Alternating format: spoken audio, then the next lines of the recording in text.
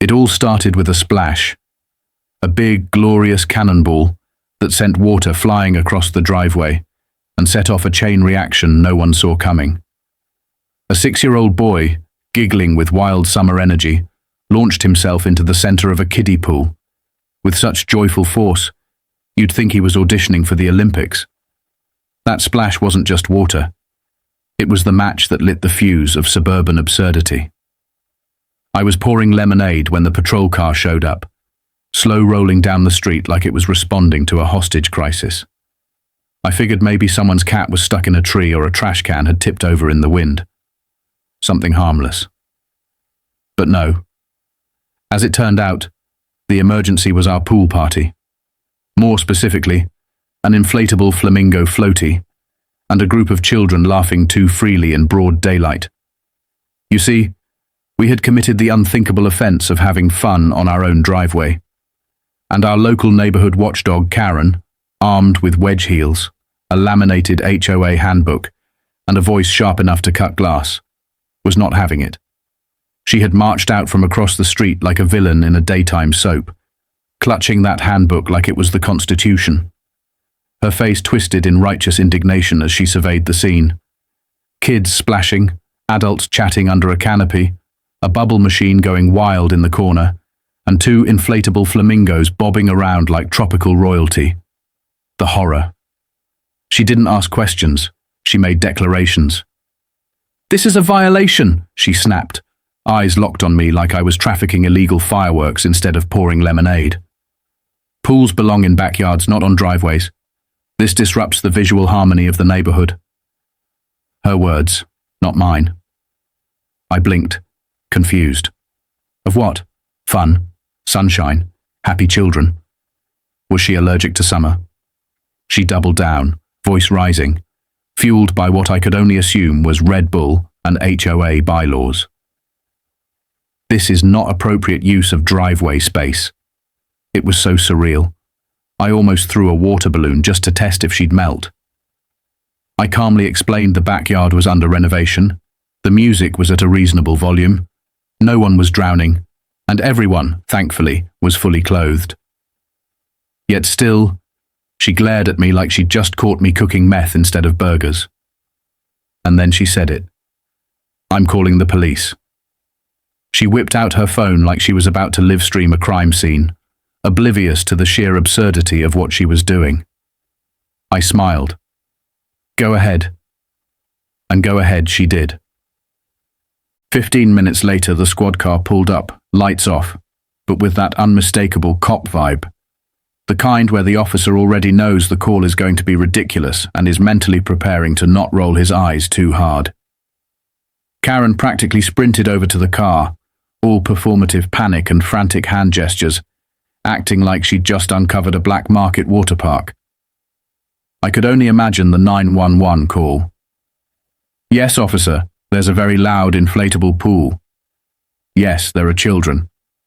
Yes, they're laughing. It's chaos." The officer stepped out, surveyed the scene with the weariness of someone who'd seen too many of these types of calls. The kids were shrieking with joy, one of them pretending to be a shark. A couple of us adults were sipping lemonade under a pop-up canopy, barely breaking a sweat. We looked more like an ad for summer than a public disturbance. Then, as if the universe wanted to add an extra layer of comedy, my friend Lisa stepped forward. Tank top, flip-flops, sunglasses, and a badge. She's a local detective, and also, coincidentally, the mother of the shark kid. She held up her badge like it was a summer-themed mic drop and said, "Everything all right here, officer?" You should have seen Karen's face. It was like someone pulled the plug on her fury. Her posture wilted, the color drained from her cheeks, and her voice faltered. She tried to stammer out something about bylaws, property values, and the visual integrity of suburban life, but it was all falling apart fast. Then Officer Dave strolled over, another off-duty cop we'd invited, wearing a Hawaiian shirt, sipping iced tea, and nodding casually at the uniformed officer. "Need any backup, partner?" he joked. The officer chuckled. Karen's face was now a mix of confusion, panic, and disbelief. This was not how she thought it would go. She thought the cops would come and haul away the flamingos. Instead, they were swapping jokes with us and helping themselves to lemonade. And yet, the real show was only just beginning. Just when Karen thought she could retreat back into her lair and nurse her wounded pride, things took a turn that not even she could have predicted.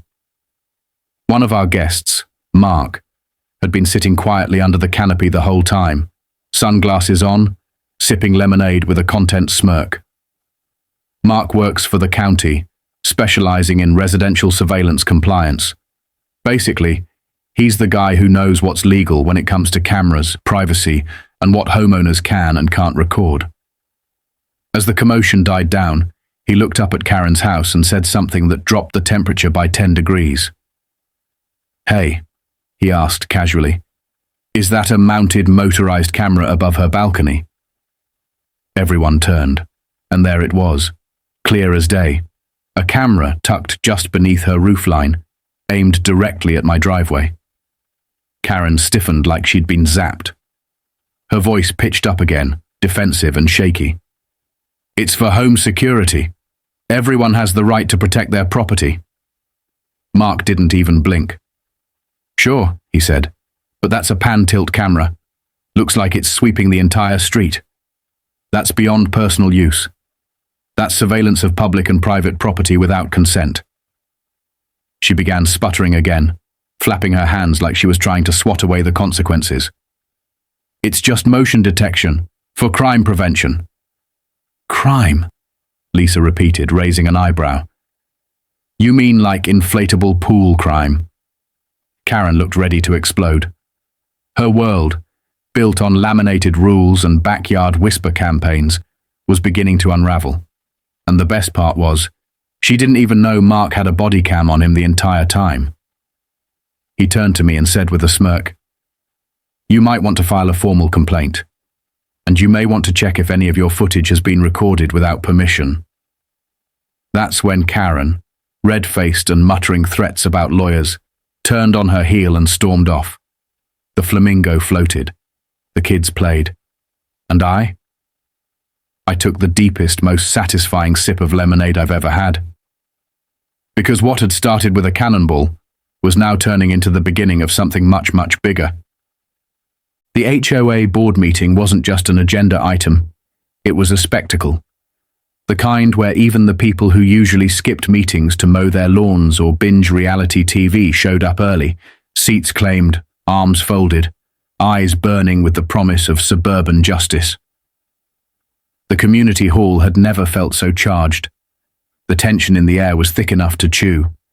Neighbors stood in clusters, whispering and passing around screenshots like courtroom evidence. Someone brought cookies. Someone else brought a folder labeled Karen Receipts. I hadn't originally planned to attend. After all, I wasn't technically a member, thanks to Karen herself, who had delayed my optional application for years under the excuse of parking inconsistencies. But now I was the center of the storm. People I barely knew walked up and asked if I had the photos, if I'd speak, if I'd testify. I hadn't signed up for any of this, but after what she'd done, turning a summer party into a legal circus, calling the cops over kids with floaties, and getting caught spying on the entire neighborhood, I realized I wasn't just a homeowner anymore. I had accidentally become the representative of the resistance, the person standing between her and her precious HOA throne. When I walked into the room, all heads turned. Karen sat at the front of the table, chin high, blouse crisp, hair curled into that signature helmet of control. Beside her sat a man in a suit who looked like he regretted all of his life choices. Maybe a lawyer, maybe just a very unfortunate cousin. Either way, he looked deeply uncomfortable. Karen's face was a mask of forced confidence, tight-lipped, overly composed, like she was holding herself together with spite and hairspray. Richard, the HOA president, tapped the gavel and cleared his throat. Usually, Richard was Karen's shadow, a rubber stamp in khakis, but tonight his posture was different. He looked older, Or maybe just tired. Tired of being used. Tired of the chaos.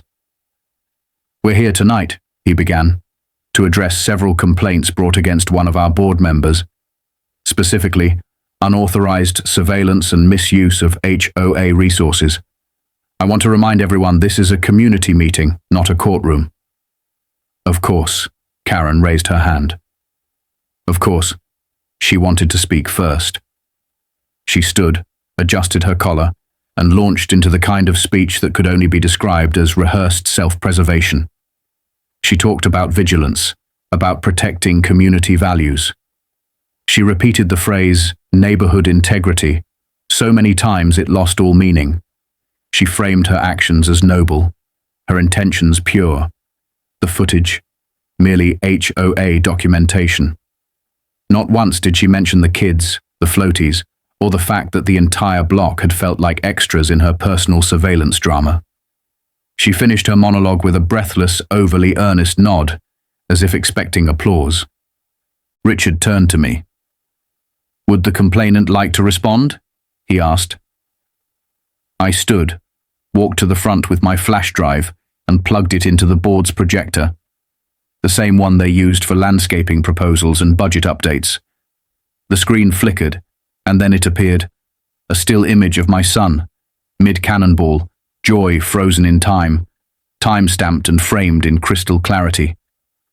Karen's balcony camera had caught it all. I turned to the room. "This," I said, "is what the county investigators pulled during their review. I didn't even know my kid's splashdown was part of a memory card until they handed me a copy. That camera isn't just recording her property. It's panning the whole block. Driveways, porches, windows.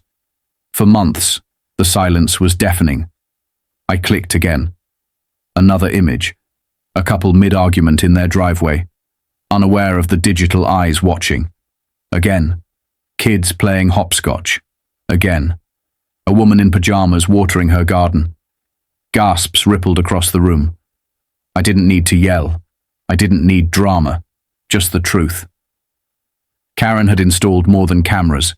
She'd created a network of uninvited intimacy, collecting footage to support her countless HOA complaints. I pulled up one last folder. "These," I said, "are the expense reports she filed to the HOA. She billed the community for 2 new cameras, 3 memory drives, and a perimeter detection sensor. Over $1,200, labeled as security upgrades." Murmurs spread. Someone stood. "Wait, my dues went to that?" Another person echoed, "Is that even legal?" Karen tried to interrupt, but this time Richard didn't let her. He took a folder from Paula, our quiet neighbor 3 doors down, and leafed through the printed emails Karen had sent over the past 6 months. In them, she referenced strategic camera angles, complaints backed by video evidence, and a dozen suspiciously specific violations none of us remembered being discussed. Then came the final blow. The back door creaked open, and in walked Mark. He held up a county letter and addressed the room. "The investigation is complete," he said. 2 surveillance violations confirmed. Karen Whitmore has been cited. She will be required to appear at a hearing. Depending on the outcome, she may face civil penalties.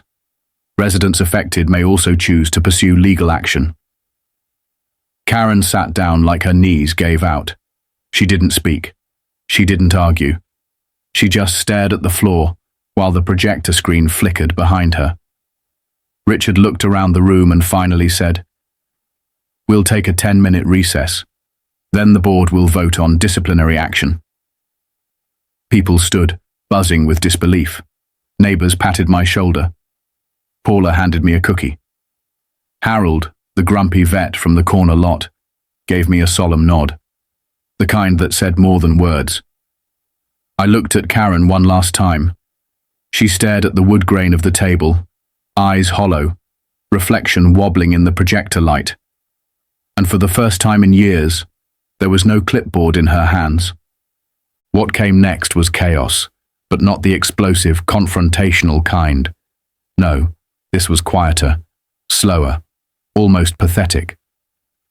Over the next few days, the neighborhood became a stage for Karen's unraveling. First came the apology notes, slipped into mailboxes like sad little greeting cards from a defeated dictator. I regret any discomfort I may have caused. It was never my intention to offend. No mention of cameras. No mention of fake complaints or misused funds. Just vague regrets wrapped in passive language. Then came the gifts.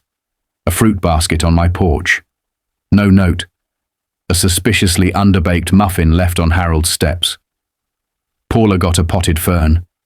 It was like Karen had spun a wheel of guilt and just started handing out bribes at random. Most people ignored them. No one wanted pity plants from the woman who'd tried to find them for sidewalk chalk. But I knew this wasn't peace. This was Karen regrouping. Because when you strip control from someone obsessed with power, they don't surrender. They scheme.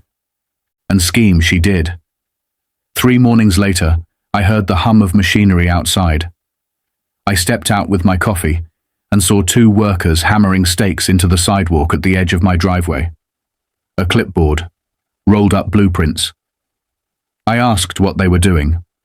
One looked up, shrugged, and said, "New community message board.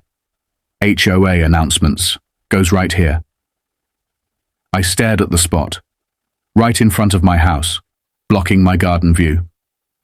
Why not over by the clubhouse? "We just follow the paperwork," he said. And I didn't need to see the paperwork to know exactly who had filed it. Karen had pushed this through in her final days of authority. Her parting gift to me. A billboard of bureaucratic pettiness, right where I'd have to look at it every single day. It was almost impressive. But I wasn't angry. I didn't yell. I planned. That afternoon, I went to the art store and bought chalkboard paint, magnetic sheets, stencils. By sundown, the board had been transformed into something entirely different. I painted it black, framed it in color, and added a small sign at the top that read, "Leave a message. Take a smile." I filled a little box with sidewalk chalk and stepped back. The next morning, a kid drew a wobbly cat. Another scrawled, "My dog is the best." Someone wrote, "Thank you for sunshine." Within 2 days, the board was a living mural, covered in doodles, notes, jokes, and one beautifully misspelled poem about ducks. The HOA didn't mind. They had no rules against chalk. And suddenly, this passive-aggressive announcement board had become something else entirely. A joy wall, a positivity portal. Karen, of course, was livid. She stood across the street, arms folded, scowling at the board like it had insulted her ancestors. She tried calling the new HOA president to complain, but the board, newly liberated, voted to officially make the wall a community art project. They even offered to install a bench beside it. Karen's fury was silent, but visible. She'd lost control, lost her title, and now even her revenge projects were backfiring. But she wasn't done. Not yet. A few nights later, while I was grilling in the backyard, I heard a faint buzzing above me. I looked up. A drone. Small, noisy, hovering. I waved. It zipped away. The next morning, another unsigned complaint showed up in my mailbox. Something about unlicensed grilling equipment during non-designated meal hours, whatever that meant. This time, I skipped the HOA entirely. I called a friend in the city zoning office. Within a day, they traced the drone authorization request. Surprise. Karen again. She'd submitted it through a fake neighborhood safety committee that didn't exist. 24 hours later, she got hit with another violation. Illegal drone usage over private property. And just like that, Karen's empire continued to crumble. One muffin, one drone, one chalk doodle at a time. Just when we all thought Karen might retreat quietly into her house and stew in her defeat, she pulled a final desperate move, one last gasp from a fading regime. The kind of act you'd expect from someone who simply didn't know how to function without power. A knock came at my door one warm afternoon. I opened it to find Linda and Greg, two long-time HOA board members who had always nodded along with Karen's decisions. Not out of loyalty, but fear. They looked different this time, nervous but resolved. Linda was holding a box. Greg had a folder tucked under his arm. They stepped inside, offered me cookies, and then dropped the bombshell. They had been going through old emails, trying to get ahead of any more fallout. What they found, they said, was far worse than they'd expected. Turns out, Karen had been falsifying board meeting minutes. Votes that never happened had been logged. Decisions that weren't even discussed had been approved. And expenses no one had agreed on had somehow made it through the system. Greg handed me the folder. Inside were copies of complaint logs signed by names that didn't match any resident in the neighborhood. HOA dues routed to a PO box that wasn't listed on any official document. A second bank account in the name of a non-existent community operations fund. It was meticulous, it was sneaky, and it was damning. "We think she's been collecting extra HOA dues," Linda said quietly. "We're turning it all over to legal." Across the street, behind half-closed blinds, I caught the faintest movement. Karen was watching. She always was. But this time I didn't wave. I didn't gloat. I just nodded and let the silence hang heavy. Because now, it wasn't just the neighborhood against her. The law was in motion. And the cracks in her empire weren't just cosmetic, they were structural. Days passed, and the air felt lighter. People chatted more freely. Kids played louder. Decorations appeared on porches, things Karen would have fined us for just a week ago. The HOA began rewriting policies to ensure no one person could seize power like that again. But Karen wasn't finished. Not in her mind, at least. She still believed in a comeback, in the myth of her own invincibility. So she did what she always did when cornered. She spun a new story. An email appeared in inboxes with the subject line, "A letter of clarification." It was long, rambling, filled with phrases like "misunderstood intentions" and "unfortunate miscommunications." She claimed her actions were rooted in a desire to protect, not control. She blamed a misinterpretation of legal boundaries for any mistakes and said the neighborhood had lost sight of what really mattered: unity. No one replied. No one even acknowledged it. Someone screenshotted the email and posted it to the local Facebook group with the caption, "She's in her please clap era." It got 80 laughing reactions in 2 hours. The illusion of her influence had finally shattered. Then came the real endgame. A certified envelope arrived at her house, and though we didn't need to see the contents, word traveled fast. The HOA's legal team had officially launched an investigation into misappropriation of funds, fraudulent meeting documentation, and violations of association bylaws. She had 48 hours to respond with full financial records, email logs, and receipts. Instead of answering the door, Karen taped a note to her mailbox. "You'll be hearing from my legal counsel." It was typed in Comic Sans. Nobody had ever seen this lawyer. Most assumed he didn't exist. But that didn't matter anymore, because 3 days later, a quiet for sale sign appeared on her lawn. No fanfare, no color, just a white board with small black letters and a phone number leaning slightly to the left. Rumor had it the board gave her a private ultimatum: step down and leave peacefully, or face civil court. And for the first time in her life, Karen folded. She didn't host a farewell meeting. She didn't offer final words. She packed in silence. But the neighborhood wasn't silent. Oh no. When the moving truck pulled in, it was like a block party without the music. Neighbors set up lawn chairs. Kids rode scooters in lazy loops nearby. Someone grilled hot dogs. Not to mock her, just to watch. To witness. Karen barked orders at the movers, pacing like a general at a retreat. At one point, she dropped a heavy box labeled HOA master files and papers scattered across the sidewalk. A neighbor bent to help her. She hissed at him and slammed her trunk. No eye contact, no goodbyes, just fumes and cardboard. I stood on my porch, sweet tea in hand, not smiling, just breathing. Deep and easy, like someone who had just outlasted a storm.